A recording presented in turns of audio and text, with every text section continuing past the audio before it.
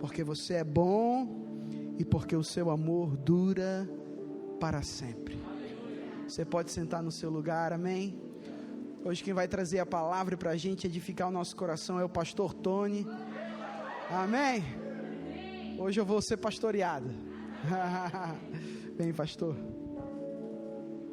Obrigado, pastor. Senhor, nós te louvamos e glorificamos, Pai, por esse momento tão importante, ao qual receberemos da tua parte a tua palavra, Senhor. E que através da sua palavra, Pai, direções possam chegar até nós, sabedoria, revelações. Que o Espírito de sabedoria e de revelação venha sobre nossas vidas para nos guiar ao pleno conhecimento da sua vontade, Senhor. Para nos mostrar quem é o Senhor verdadeiramente, como tu és grande, como tu és poderoso, para verdadeiramente cumprir em nós cada um dos teus propósitos.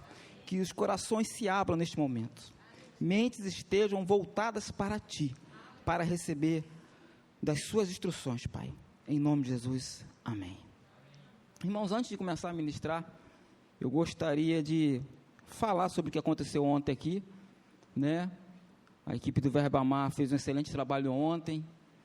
Distribuímos 50 cestas para as famílias aqui da comunidade e fazendo um link de quem nós somos como igreja. Verdadeiramente nós como igreja, nós temos nos posicionado como uma igreja relevante. Uma igreja que vai fazer a diferença no contexto social ao qual estiver inserido. Ano passado nós fizemos aquele evento Bom Viver, onde nós atendemos a comunidade. Nos últimos dias, irmãos, temos sido uma igreja relevante nesses dias. Por quê, irmãos? Eu fiquei surpreendido, eu testemunhei, acho que na última vez que eu preguei, quando eu soube que ainda há igrejas que estão fechadas. Há a liberação do governo,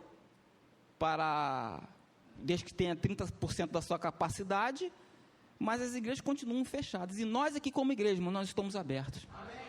Isso tem que ser motivo de júbilo, de alegria, mas nós estamos abertos. Nossa igreja nunca parou.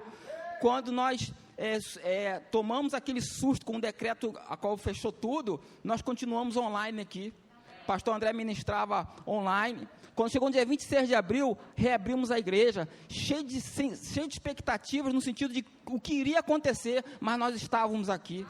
Reabrimos agora a Palhoça recentemente, irmão, para 20 pessoas, a nossa capacidade, 21 pessoas, 21, eu fiz questão de brigar lá com o gerente, me entendam a minha postura, eu preciso nem que seja mais uma vaga, então toma mais uma vaga, Tony, entendeu?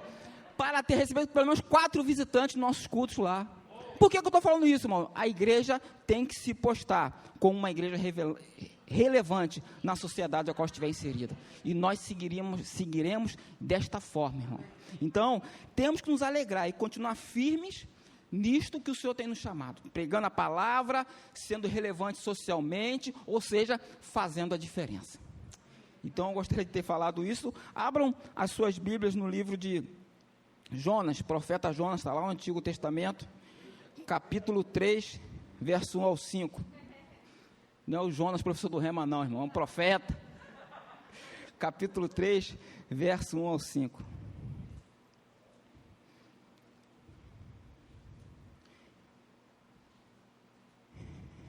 Diz assim o texto: E veio a palavra do Senhor, segunda vez a Jonas, dizendo: Levanta-te e vai à grande cidade de Nínive, e prega contra ela a mensagem que eu te digo. E levantou-se Jonas e foi a Nínive, segundo a palavra do Senhor. Ora, Nínive era uma cidade muito grande, de 3 dias de caminho. E começou Jonas a entrar pela cidade, caminho de um dia, e pregava, dizendo: ainda 40 dias, e Nínive será subvertida.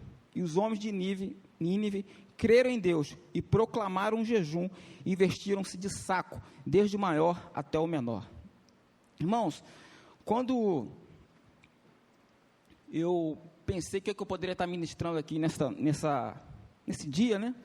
Nesse dia, agora 10 horas da manhã, nesta noite, 19 horas,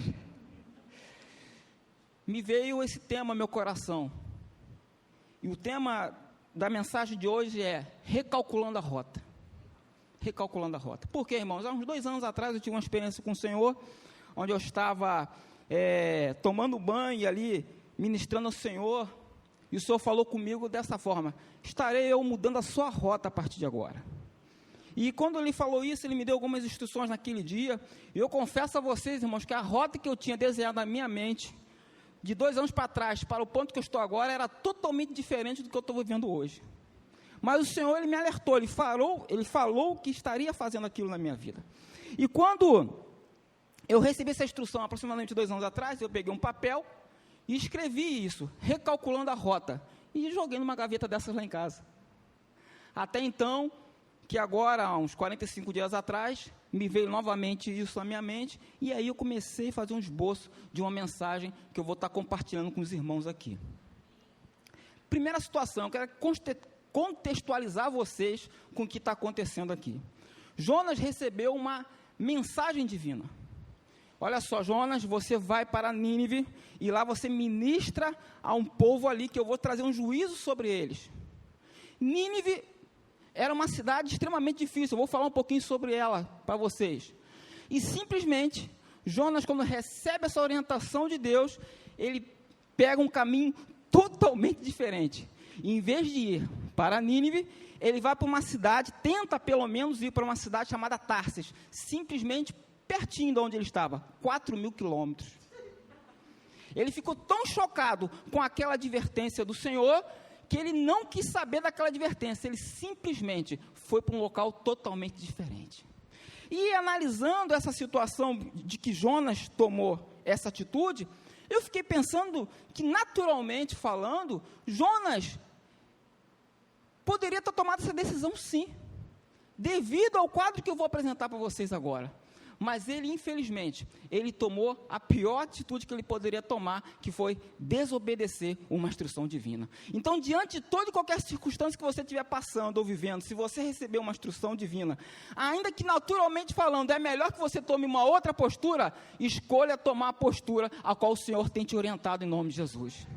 E por que ele tomou essa atitude? Eu vou falar um pouquinho, irmãos, de como que era Nínive, como que era o povo que estava lá. Vou ler aqui para vocês, era um povo bastante agradável. O povo de Nínive, nos tempos de Jonas, torturava os profetas. O que Jonas era? Profeta. Eram conhecidos como ladrões, invadiam e despojavam outras regiões. Eram sanguinários, cortavam pés e mãos, orelhas e narizes, e vazavam os olhos dos cativos. Faziam pirâmides com a cabeça dos prisioneiros, serravam as pessoas ao meio, faziam escalpos, jogavam óleo fervendo, quando não arrancava a pele viva. Pastor Tony, tu me chamou aqui de manhã para falar de um festival de horrores?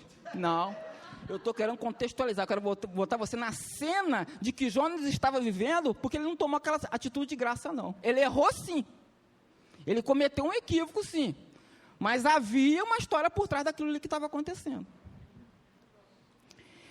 Eles eram terríveis, e Israel odiava os assírios, e os considerava uma grande ameaça. Então, irmãos, diante do quadro exposto aqui, desse festival de horrores que eu estou falando aqui para vocês, no sentido do que esperava Jonas, naturalmente falando, eu quero trazer um alerta para cada um de nós. Primeiro, estejamos sensíveis à voz do Espírito Santo, em tudo que ele fala conosco. Jonas estava sensível à voz do Espírito. Jonas recebeu uma instrução divina, ele ouviu o que era para ser feito. Mas, irmãos, não basta ser sensível à voz do Espírito. Temos que ser obedientes, corajosos e humildes para reconhecer que aquela vontade do Senhor para nossas vidas é o melhor para nós e é o melhor para aquilo que está à nossa volta. Quando somos desobedientes, irmãos, nós somos capazes de colocar em risco até as pessoas que estão à nossa volta, porque foi isso que aconteceu.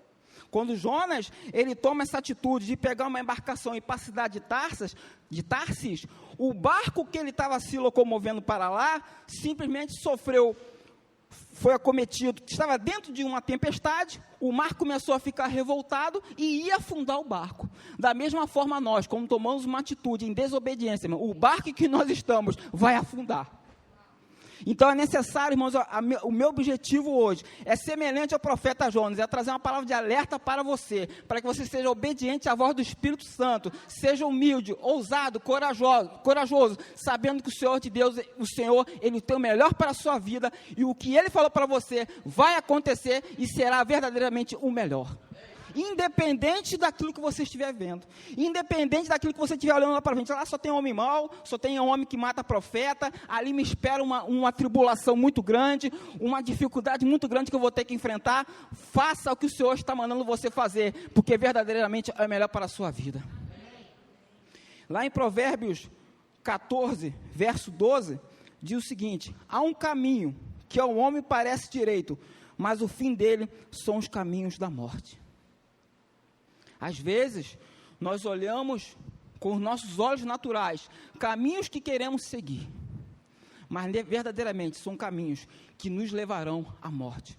Morte espiritual, morte em nossas emoções, morte naquilo que um dia Deus falou a nosso respeito, porque nós abrimos mão daquilo que verdadeiramente está em nosso coração, o propósito que Deus determinou para nossas vidas, simplesmente porque naturalmente nós achamos que aquele caminho que estamos vendo é o melhor a ser seguido. Mas, irmãos, que nesta manhã você possa ter essa ousadia, coragem e humildade, de que, se for necessário, recalcule a sua rota e se coloque na posição que Deus tem te chamado.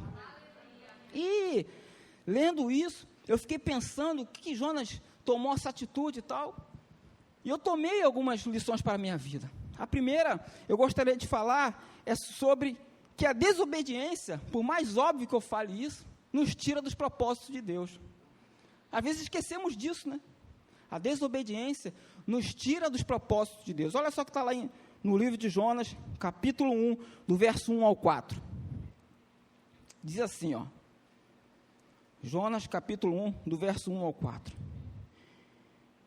E veio a palavra do Senhor a Jonas, filho de Amitai, dizendo: levanta-te e vai à grande cidade de Nínive, e clama contra ela, porque a sua malícia subiu até a minha presença. Porém, Jonas se levantou para fugir da presença do Senhor para Tarsis, e descendo a Jope, achou um navio que ia para Tarsis, pagou, pôs a sua passagem, e desceu para dentro dele, para ir com eles para Tarsis, para longe da presença do Senhor. Mas o Senhor mandou ao mar um grande vento, e fez no mar uma forte tempestade, e o navio estava a ponto de quebrar-se. Que me chama logo a atenção, irmãos, que Jonas, ele agiu intencionalmente, porque às vezes nós desobedecemos ao Senhor, é o famoso sem querer, né? Fiz, não é verdade? Está indo para o lugar, cometi um erro. Não, Jonas, ele pagou a passagem dele, intencionalmente, rapaz, eu não quero nem saber de Nínive, eu vou para Tarsis, ou seja, ele trabalhou para verdadeiramente exercer a desobediência dele. Irmãos, em nome de Jesus, não aceite isso na sua vida. Volte-se ao primeiro amor, volte-se àquilo que Deus falou desde quando você nasceu de novo, desde quando você teve uma experiência com o Senhor. Não abra mão de cada promessa que Deus falou a teu respeito, não abra mão das suas convicções, não abra mão de que você conhece a palavra de Deus, ainda que tudo possa estar ao contrário na sua vida, né? Um vento batendo sobre você, mantenha-se firme na rota que Deus colocou você. Não abra mão. Não seja intencional no sentido de querer errar, de querer dar um jeitinho, de querer sair da situação. Deus, o mundo espiritual não trabalha com jeitinhos, trabalha com o que a palavra de Deus diz a nosso respeito, e se Ele cumpriu, vai cumprir. O que Ele tem falado a nosso respeito, a palavra de Deus vai se cumprir em nossas vidas. O problema, irmãos, que nós queremos às vezes sempre querer dar um jeitinho, né? Vou dar um jeitinho. Não é assim, irmãos, que a banda toca. Temos que andar segundo a palavra de Deus, segundo as nossas convicções. Quando eu estou falando de nossas convicções, obviamente, não é convicções baseadas numa cultura a qual eu estou inserido, no que meu pai me ensinou. Não, eu estou falando na cultura da palavra de Deus. Cada um de nós aqui saiu de uma cultura, cada um de nós saiu de uma criação diferente, cada um de nós saiu de um estado diferente, cada um de nós pensamos de uma forma diferente, temos inclinações políticas diferentes, mas só que tem que a palavra de Deus é a minha cultura, é ela que tem que prevalecer na minha vida. Nada pode fugir disso, nada, irmãos, nada pode fugir disso. A nossa desobediência vai nos levar ao caos. a problemas, a dificuldades. E o pior disso tudo, irmãos, tudo dor desnecessária. Por que, Tony? Existe dor necessária? Às vezes existe. Existe, irmãos. Se você começar a malhar lá para ficar com a barriga tanquinho, vai doer teu estômago, não vai? Não é assim que funciona? Se você quer ficar com o braço fortinho, tu vai fazer um monte de flexão lá, no final, chega assim, ó, não dor flex aí. No final, por quê? Para a dor passar. Mas por quê? Tu está botando pressão, força, para tu ficar forte. Então, o sofrimento, beleza, está sendo necessário. E agora o sofrimento desnecessário? Vai mexer lá com o cachorro da vizinha lá, que vai acontecer, tu vai tomar uma mordida lá. Sofrimento desnecessário, passa longe, passa na outra calçada. A causa da desobediência, irmãos, podem ter várias raízes. Várias raízes. E eu gostaria de citar pelo menos 3. Foi o que me chamou a atenção nesse universo que Jonas estava vivendo. Uma delas é o medo. A outra é o orgulho. E orgulho, eu abro um parênteses, é misturado com vaidade, com teimosia, tudo isso na mesma panela. Falta de fé e confiança. Por quê? Foi tudo isso que aconteceu com Jonas aqui. Quando ele resolve tomar essa atitude de desobediência, ele foi acometido dessas raízes que levaram ele a tomar aquela atitude. Ele simplesmente um dia acordou, recebeu uma voz de Deus, falou assim, vai fazer tal coisa, e ele realmente vai lá, quer saber uma coisa? Hoje não vou obedecer a Deus não, vou pegar um navio para Tarso e vou embora. Não foi isso que aconteceu. Houve um fundamento para ele tomar aquela atitude. Porque, às vezes, irmãos, agimos, naturalmente falando, carnalmente falando, somos desobedientes a Deus, por causa de raízes que estão na nossa vida. Então, essas raízes, elas precisam ser tratadas. Porque quando as raízes são tratadas, vai nascer uma árvore poderosa e vai dar frutos de arrependimento na nossa vida. Vão dar frutos de valor para a nossa vida. Agora, a raiz tem que ser tratada. Eu não vou tratar a árvore pelos frutos, cortando lá, podando somente, não. Eu tenho que tratar a raiz. Porque senão aquela raiz vai matar a própria árvore. O medo, irmãos, ele nos paralisa. Como tem me chamado a atenção, irmãos, isso? O medo nos paralisa. Porque às vezes nós estamos com expectativa, querendo realizar algo, vambora, aleluia, glória a Deus, mas quando a gente vê lá na frente o que nos espera, opa, você puxa o freio de mão. Porque você olha para a situação que te espera, aquilo que pode vir acontecer, você assim, rapaz, eu não vou suportar aquilo ali. Mas, irmãos, hoje se livre do medo em nome de Jesus. Não fique paralisado por essa ferramenta do diabo contra a sua vida. Tome posse do que a palavra de Deus diz a teu respeito, porque Deus não nos deu o espírito de temor, mas de fortaleza, de amor e de moderação.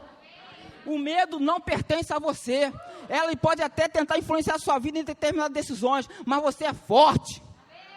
Deus é aquele que te fortalece dia após dia. Então não aceite o medo. Quantos planos e projetos não são realizados? Porque quando você escreve tudo, idealiza tudo, você senta na cadeira assim, vamos colocar em prática, você vê tanta dificuldade lá na frente, que você quer saber uma coisa? Guarda na gaveta, não vou viver esse plano agora não, porque eu tenho medo. Não aceite medo na sua vida em nome de Jesus.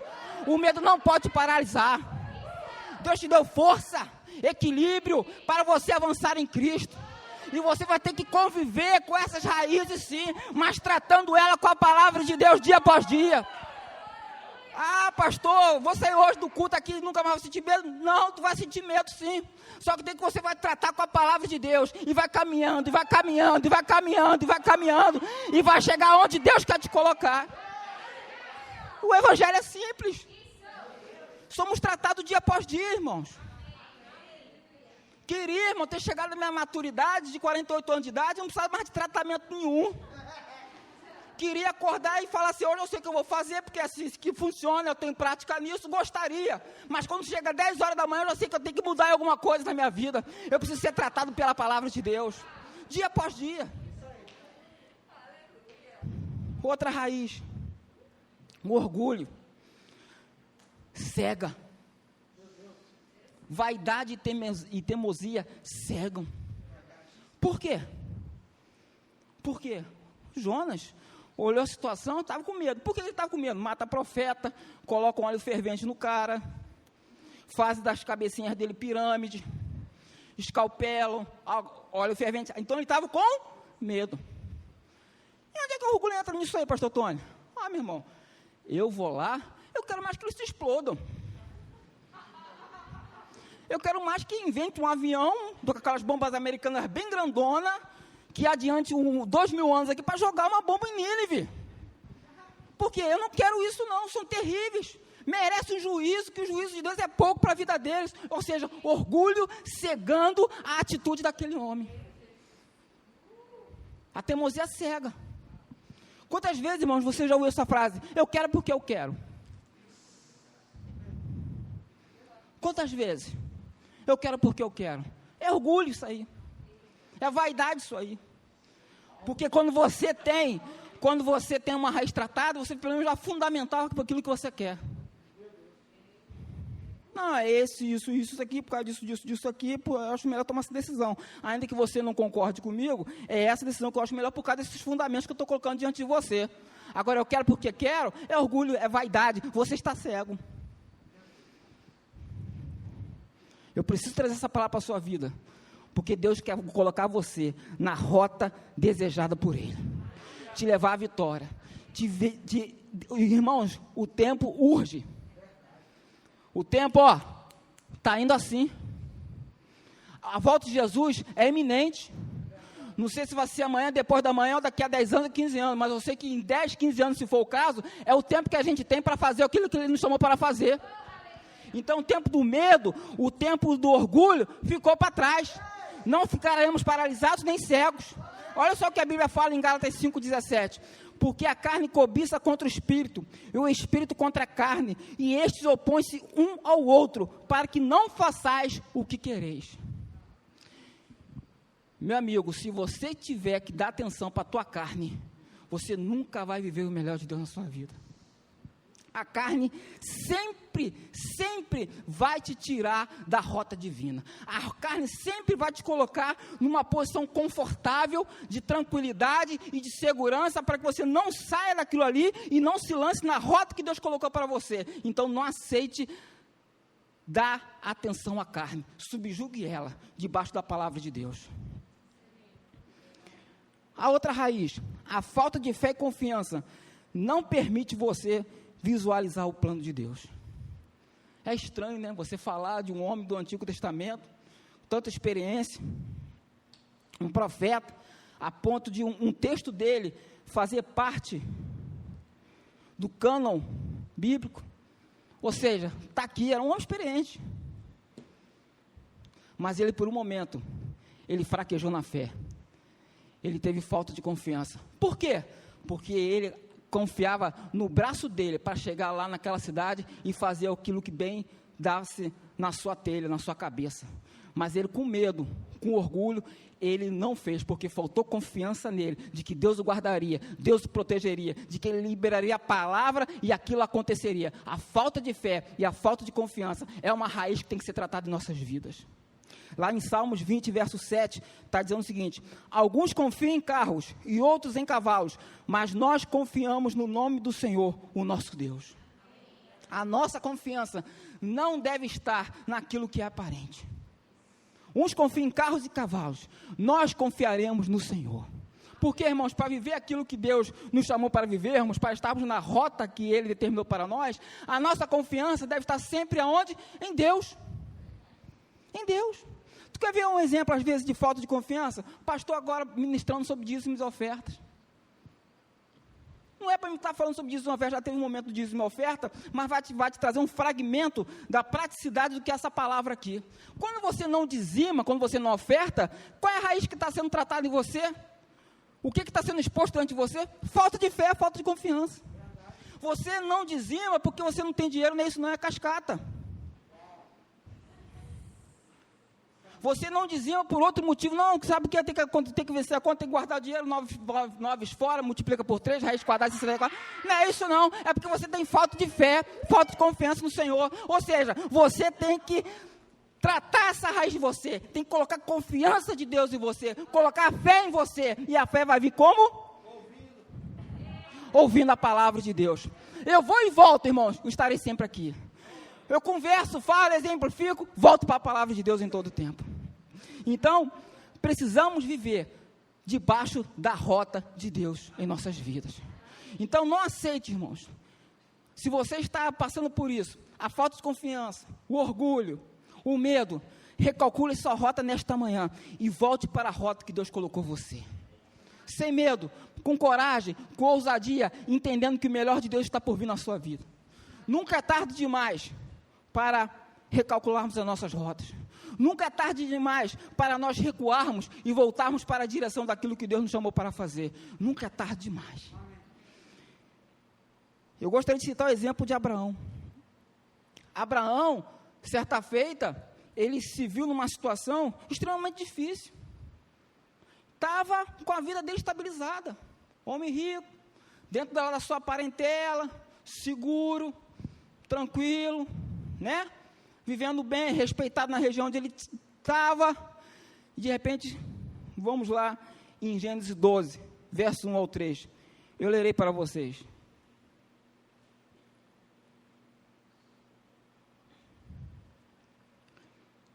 Ora, o Senhor disse a Abraão: sai-te da tua parentela e da casa do teu pai, para a terra que eu te mostrarei, e far-te-ei uma grande nação. Abençoar-te-ei e engrandecerei o teu nome, e tu serás uma bênção. Abençoarei os que te abençoarem, e amaldiçoarei os que te amaldiçoarem. Em ti serão benditas as famílias da terra. Irmãos, tu tem noção do que está acontecendo aqui? Já parou para pensar? Porque, irmãos, toda vez que eu leio a Bíblia, eu tento entrar no contexto, eu tento viver aquilo que aquela pessoa está vivendo no momento. Você está num lugar de segurança, tranquilo, respeitado, né? Dinheiro, tudo certinho. Vem uma mensagem de um Deus que não era tão conhecido ainda naquela época, igual hoje nós temos a palavra de Deus, temos rema, temos live, temos tudo, irmão, para falar aí de Jesus. Temos tudo. Abraão, não, está sozinho. Sai da tua parentela. Até aí tudo bem, de repente está tendo algum problema com um parente lá, né? Com cunhado, com sogra, né? Oh, aleluia, é a desculpa que eu queria. Deus mandou, sai de perto de vocês, tchau. Mas, aí que vem um detalhe. Vai para onde eu ainda te mostrarei, meu irmão. Meu irmão, sai de um lugar de segurança para um outro lugar que a gente já sabe onde é que é, já é difícil. Agora, para um lugar que ainda vai nos mostrar, o que Deus estava querendo estabelecer para Abraão e para mim, para você, era um relacionamento de confiança constante. Não basta só confiar hoje, não. Eu tenho que confiar agora. Eu tenho que confiar 4 horas da tarde. Eu tenho que confiar amanhã, 10 horas da manhã. Eu tenho que confiar na quinta-feira. Eu tenho que confiar para ministrar a palavra. Eu tenho que confiar para dirigir um culto. Eu tenho que confiar para pagar minhas contas. Relacionamento constante. Relacionamento constante. Relacionamento constante. É isso que o Senhor nos chamou. E às vezes a gente não entende o que está acontecendo à nossa volta. Somos colocados no meio de uma situação, eu assim, e agora? E agora, irmão, fique na rota que Deus colocou para você, vai dar tudo certo. Você acabou de cantar aí, Ele é fiel para cumprir, vai cumprir. Mas como, pastor? Não sei, mas vai cumprir. Porque quando Abraão saiu da situação, não tinha GPS, não tinha Waze, não tinha carta geográfica, não tinha nada. Ele não era um militar para ter conhecimento de estratégias, para onde deveria ir, como é que voltaria. Ele simplesmente foi, sendo guiado pelo Senhor, e chegou a um bom lugar. Esse é o Deus que nós servimos. Então, para você ser obediente e não viver um tempo de desobediência na sua vida, trate essas raízes. Falta de fé, falta de confiança, orgulho, vaidade, medo. Você vai conviver com tudo isso. Mas você vai ter uma postura e vai viver conforme Deus mandou você viver. Dia após dia, relacionamento constante. Você vai estar falando de fé hoje, confiante, vai estar chorando de alegria, dando testemunho, mas talvez depois, 3 dias depois, você vai estar vivendo um novo desafio. Aleluia, glória a Deus, viva um novo desafio e vença. Tem uma frase que eu ouvi num filme que eu gostei muito. Só não vou falar qual é o filme, vocês vão ter que se virar aí. Vá e vença, e que o inimigo não tenha por vencido.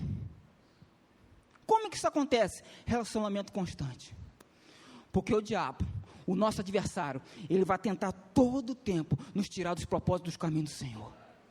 Se não fosse assim, irmão, a gente não vê história de homens e mulheres super experientes com Deus, que tiveram experiências maravilhosas com o Senhor, se desviando às vezes no alto da sua idade. Porque, por um momento, tiraram os olhos de Cristo, tiraram os olhos do que a palavra de Deus orientava, tiravam os olhos da rota a qual Deus tinha estabelecido para a vida deles. E foi isso que aconteceu com Jonas. Jonas viveu isso aqui tudo. Misturado, mesmo panela de pressão na vida dele. Mas chegou uma hora que ele resolveu tomar uma atitude. E voltou para aquilo que Deus havia determinado para ele. Houve lá um momento no barco, o barco ia afundar, porque é isso que acontece quando a gente está vivendo uma vida de desobediência, o barco vai afundar. E ele assumiu a culpa. E a Bíblia diz que aqueles homens que estavam no barco, e eu vou chegar lá nesse momento, jogaram ele no mar, e ali ele foi engolido por um grande peixe, e ali ele teve um momento com o Senhor, de oração, de arrependimento, e o Senhor justamente, através desse grande peixe, a Bíblia fala em grande peixe, não fala em sardinha, não fala em baleia, fala em grande peixe, colocou ele lá em Nínive novamente, para executar os propósitos do Senhor. Houve um arrependimento, houve uma mudança de atitude, houve uma nova postura. O segundo ensinamento: sentimentos mal administrados nos levam a erros de julgamento, e erros de julgamento nos levam à desobediência. Ou seja, não basta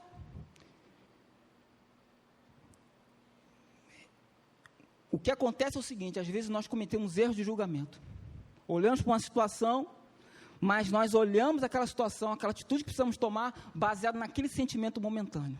Isso é extremamente perigoso, porque se você tiver com o seu sentimento mal administrado, você vai errar no julgamento daquela decisão.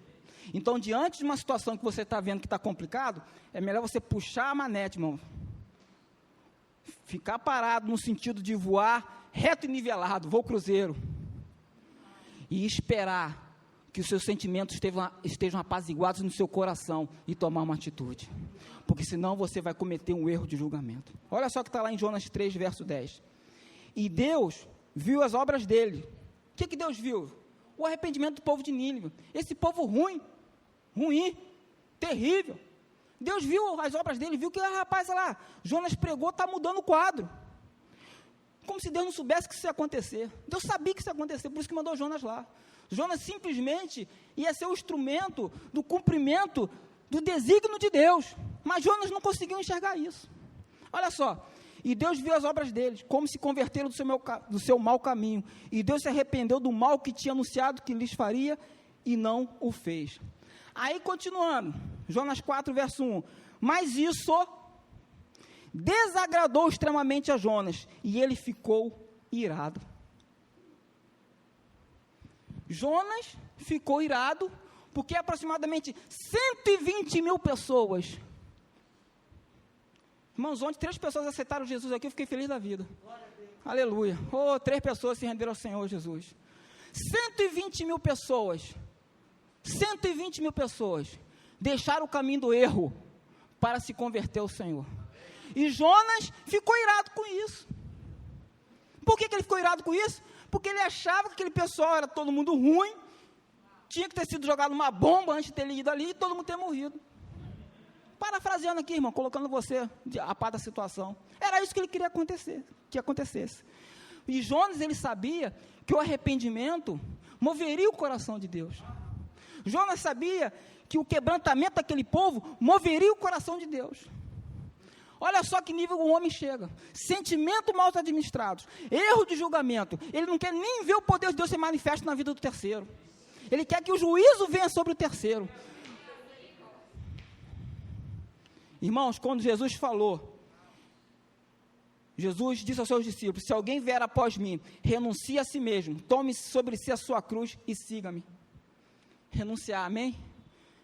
Vida de renúncia, o Senhor nos chamou. Pegar a nossa cruz e segui-lo. Isso envolve também sentimentos. Porque se nós tivermos nossos sentimentos debaixo do jugo da palavra de Deus, que é leve, que vai nos levar a um lugar bom, meu irmão, vai dar tudo certo na nossa vida, a gente não vai ter erro de julgamento. Agora, se eu não renunciar aos meus sentimentos e colocar para funcionar os sentimentos que eu acho, aquilo que eu creio, aquilo que papai ensinou, aquilo que eu vi na minha vida profissional, aquilo que eu já vi acontecendo no mundo à minha volta, nos jornais, ou seja, essa sociedade mais corrompida, o que vai acontecer? Eu vou julgar mal, eu vou cometer equívocos e não vou viver aquilo que Deus chamou para fazer. Nós somos seres espirituais. Nós somos nascidos de novo. O seu nome está escrito no livro da vida. Você nasceu para fazer a diferença. Mesmo que o seu sentimento fique em apartado de você, subjugue o seu sentimento e viva o melhor de Deus. Seja a referência para as pessoas que estão à sua volta. Renunciar a si mesmo abrange também o campo dos sentimentos. Devemos subjugar os nossos sentimentos perante o que a palavra de Deus afirma. Os nossos sentimentos devem estar debaixo do senhorio de Cristo. Em 2 João 1, verso 6, 2 João, capítulo 1, verso 6, diz o seguinte: e este é o amor, que andemos em obediência aos seus mandamentos, como vocês já têm ouvido desde o princípio. O mandamento é este, que vocês andem em amor. Irmãos, eu não tenho uma palavra aqui agora para definir o que seria amor. Será que amor é comprar uma rosa, uma caixinha de bombom e dar para minha esposa no dia dos namorados? Amor é muito mais do que isso. Amor envolve renúncia. Amor envolve nós termos os nossos sentimentos subjugados pelo Senhor.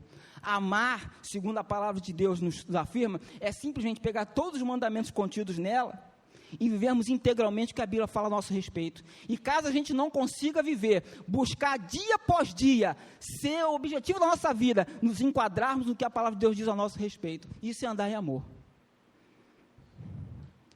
Em 1 João 4,18 diz o seguinte: no amor não há medo. Olha o medo voltando aí.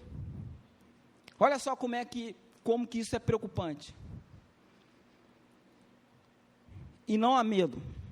Ao contrário, o perfeito amor expulsa o medo, porque o medo supõe castigo. Aquele que tem medo não está aperfeiçoado no amor. Aquele que tem medo não está aperfeiçoado no amor. Por vezes nós ficamos receosos com a concorrência, com aquilo que está acontecendo do nosso lado, não é verdade? Todo mundo já passou por isso. Às vezes achamos que a grama do vizinho é mais verde que a nossa. Por quê? Você está observando a rota alheia. Observe a tua rota. Observe aquilo que Deus chamou para você fazer. Viva o melhor de Deus. Você é único diante do Senhor. Deus tem um plano e um propósito específico na sua vida. Você não tem que ficar olhando para a direita e para a esquerda, olhando como é que está A, B, C ou D, não. Você tem que olhar para você, para a sua casa, aquilo que Deus colocou nas suas mãos. É isso que você tem que fazer. Então, se você não permitir que o medo entre na sua vida, você vai ser aperfeiçoado pelo amor, e você verdadeiramente vai viver o melhor de Deus. Quando eu falo em recalcular a rota, quando eu falo para você estar na rota divina, eu estou querendo falar para você o seguinte: esteja nos firmes propósitos do Senhor na sua vida, aconteça o que acontecer. Aconteça o que acontecer. E para tudo isso nós vivermos integralmente, administrando bem os nossos sentimentos, sendo equilibrado, não dando chance aos erros de julgamento. Porque isso vai acontecer toda hora na nossa vida, conforme eu estou falando para você. O evangelho é prático. A gente não vai pegar esse microfone para falar coisas que você não vai conseguir viver. Eu não aceitaria isso para a minha própria vida, e ninguém vai pegar esse microfone aqui para falar coisas que não são possíveis diante da Bíblia, daquilo que o Senhor tem falado para nós. Para nós vivermos isso, sentimentos equilibrados, não vivermos erro de julgamento, precisamos ter uma mente renovada. E essa mente renovada vai vir com o quê? Com o conhecimento da palavra de Deus. Olha só que está lá em Romanos 12, verso 2. E não vos conformeis com este mundo, mas transformai-vos pela renovação do vosso entendimento, para que experimenteis qual seja a boa, agradável e perfeita vontade de Deus. Resumindo, e não vos conformeis com este mundo, tenham uma mente renovada e vivam a rota divina na sua vida. Parafraseando é isso. Quando você tem uma mente renovada, você pode ter uma certeza, você tem mais acesso ao perdão. Aquilo que é tão difícil hoje para você, que não é perdoar o próximo, se torna fácil, porque sua mente é renovada pelo Senhor dia após dia. Então aquilo que era extremamente difícil para você, extremamente distante para você, que é a questão do perdão, é fácil, você consegue perdoar o próximo. Você é mais convicto das verdades divinas. Você é mais tolerante. Administrar os sentimentos tem a ver com tolerância. E quantas vezes, irmão, nós somos intolerantes? Quantas vezes, em nome de uma verdade relativa? O que é uma verdade relativa? Uma verdade que só você acredita nela. Essa é a verdade relativa. Verdade absoluta é a palavra de Deus. Acreditando ou não acreditando, ela continua sendo verdade. Está tudo certo. Verdade relativa é aquilo que só eu acredito. Se eu fosse corintiano, por exemplo, eu diria que Corinthians é o melhor time do Brasil. Só o corintiano acredita.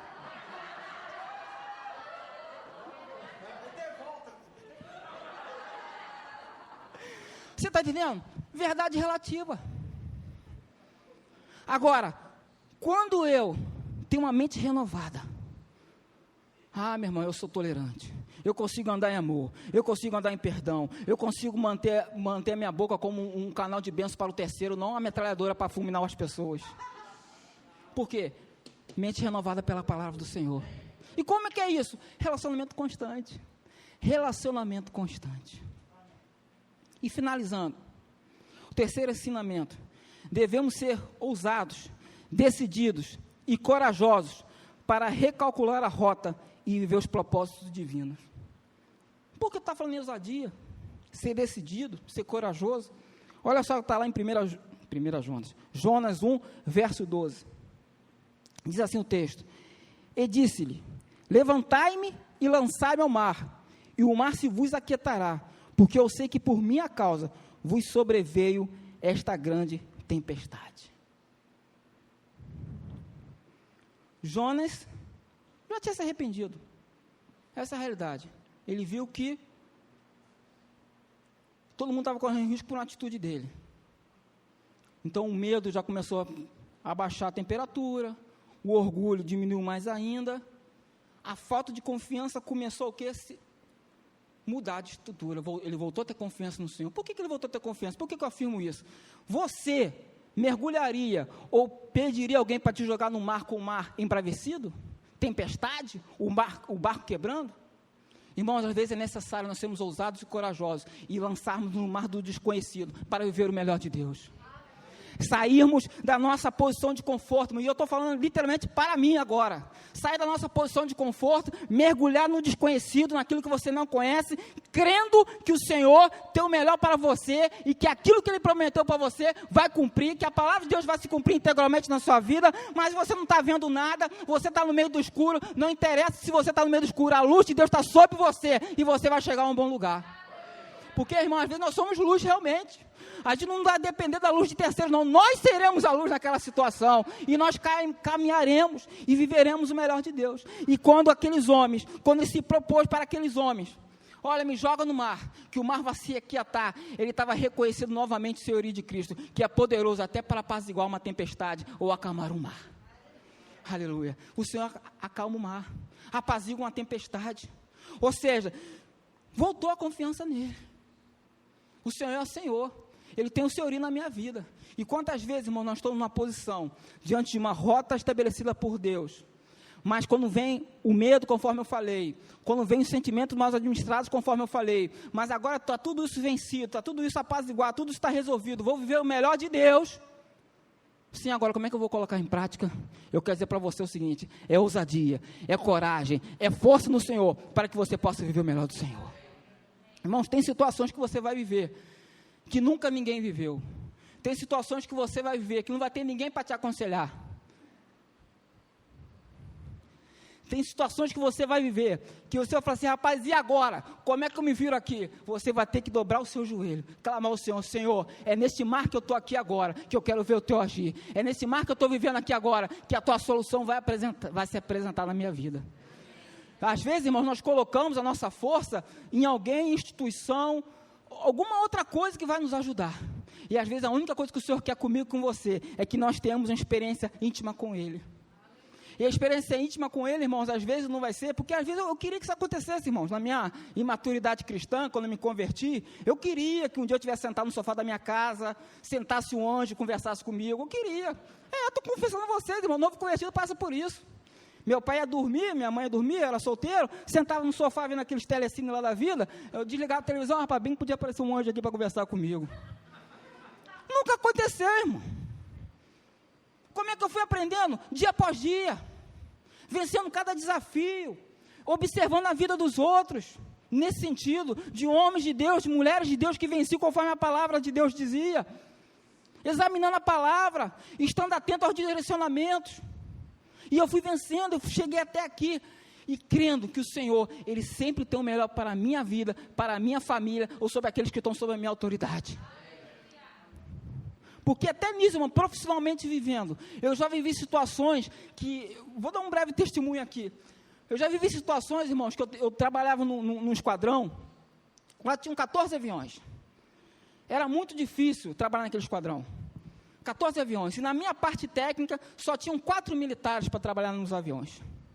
Era tão difícil, que no último dia do comandante passar o comando daquele esquadrão para um outro, ele chorou copiosamente, que ele falou assim, eu nunca pensei que eu conseguisse chegar até esse dia, que com tão poucos homens, eu conseguisse fazer esse esquadrão funcionar. Sendo que na minha seção, era muito difícil, de todas elas, só tinham 4 homens para cuidar de 28 aviões, na área de sistema hidráulico de aeronaves.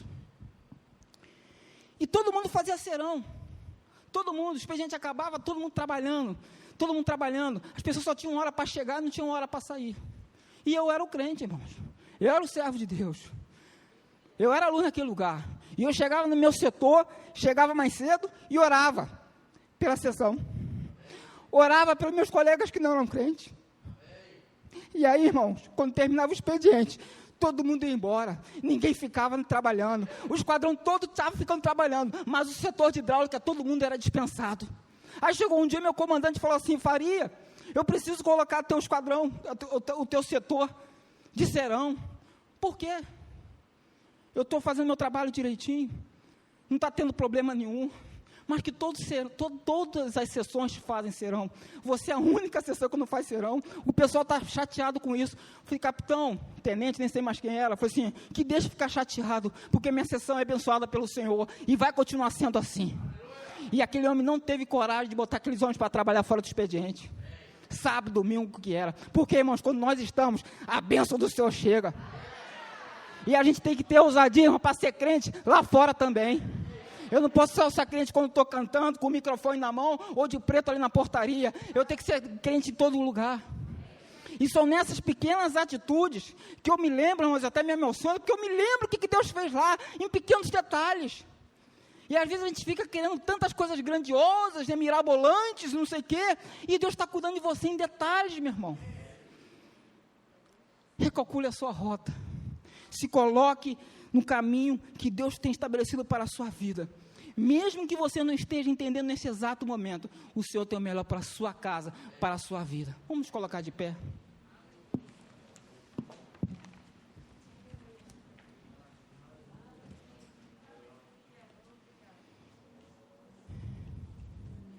Eu termino essa ministração citando um versículo, está lá em Hebreus 4, verso 16. Assim, nos aproximemos do Senhor, do trono da graça, com toda a confiança, a fim de recebermos misericórdia e encontrarmos graça que nos ajude no momento de necessidade. Você tem alguma necessidade hoje? Pensa aí. Você tem alguma situação que você não queria estar vivendo agora? Pensa aí. Algum questionamento, alguma situação que, às vezes, até o próprio questionamento nos fere, não é verdade? Só em questionar, nos fere. Mas nessa manhã, o Senhor quer que você chegue ao trono dEle, com toda a ousadia e confiança, para que essa graça seja manifestada na sua vida, e você tenha resposta para aquilo que você está passando. Toda e qualquer necessidade, irmãos. Eu não estou falando de cura apenas, eu não estou falando de provisões financeiras apenas, tudo isso faz parte, tudo isso é bom, queremos viver isso, aí não exclui não, mas às vezes, dentro do seu coração, porque Jonas viveu esse dilema, servir a Deus ou correr para aquilo que era mais confortável para ele, viver uma nova experiência. E isso acontece conosco, irmãos. Isso não é um privilégio de Jonas, não. Isso acontece com cada um de nós. Homens experientes na fé, homens inexperientes, homens que querem ter uma experiência de um anjo, sentar no sofá para falar com ele. Mas neste momento de necessidade, o Senhor vai trazer solução para a sua vida em nome de Jesus. E eu quero orar com você. Senhor, que neste momento, o Senhor possa estar consolando teus filhos e filhas no dia de hoje. Trazendo respostas, Pai, que esse culto, o dia de hoje, não tenha sido apenas um culto, mas tenha sido um momento de resposta para a vida dos meus irmãos, para que nós possamos estabelecer novamente a rota que o Senhor reservou para nós, livre do medo, livre do desânimo, Senhor, livre dos questionamentos, livres do orgulho, livres da falta de fé, livres da falta de confiança, Senhor, livres da falta de confiança. Que todos nós, Pai, possamos ser alcançados com uma graça específica nessa noite, neste momento de necessidade que nós temos. Aleluia. E que só possa nos trazer respostas, que só possa jogar luz no nosso intelecto, no nosso coração, e que essa luz seja tão forte e brilhante, que mostre a placa da solução que nós tanto tempo estamos esperando por ela. Nesse momento de intimidade, Pai, que o Senhor possa impactar vidas aqui, trazendo o quebrantamento